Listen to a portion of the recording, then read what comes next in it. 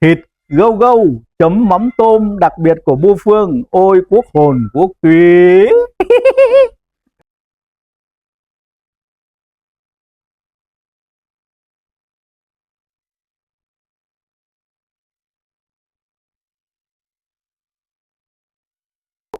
Mời mọi người thưởng thức cùng tôi này.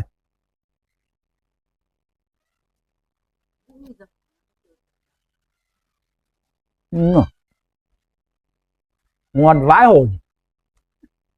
Mắm tôm của Bô Phương rất là ngon, mọi người nên mua về thưởng thức nhé.